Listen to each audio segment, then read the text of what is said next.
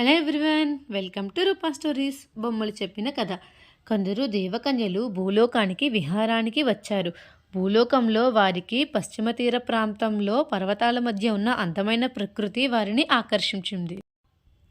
ఎటు చూసినా పూలు, లతలు, పళ్ళ చెట్లతో సువాసనలు గుబాళిస్తున్న ఆ వాతావరణం వారిని ఆహ్లాదపరిచింది. అక్కడో కాళికాలయం ఉంది. ఎవరూ ఆలనా పాలన చూడకపోవడంతో ఆలయం పరిసరాలలో చెత్త చెదారం వ్యాపించి ఉంది. అక్కడ ప్రకృతి సిద్ధంగా ఏర్పడిన చెరువు ఉంది. దాన్ని చూడగానే అందులో జలకాలు ఆడాలని భావించారు. అందరూ అందులోకి స్నానానికి దిగారు. ఆనందంగా ఆటపాటలతో స్నానం చేయసాగారు.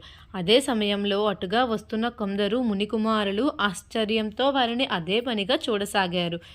దాంతో కోపం వచ్చిన దేవకన్యలు వాళ్ళు మూర్ఖులుగా మారాలని శపించారు. అటుగా వచ్చిన వారి గురుదేవుడు అదంతా విన్నాడు. వారు పరకాంతలను అంతవరకు చూడని అమాయకులైన మునికుమారులు అన్నాడు. వారిని శపించిన దేవకన్యలపై ఆగ్రహం వ్యక్తం చేశాడు. అక్కడున్న కాళికాలయంలో బొమ్మలుగా మారాలని శాపం ఇచ్చాడు. దేవకన్యలు కన్నీళ్లతో తాము తెలియక పాపం చేశామని శాప విమోచనం చెప్పమని మునిని కోరారు. ఈ ఆలయంలో బొమ్మలుగా మారిన మీరు రాత్రులు ఇక్కడ విశ్రమించే వారికి ఒక కథ చెప్పాలి.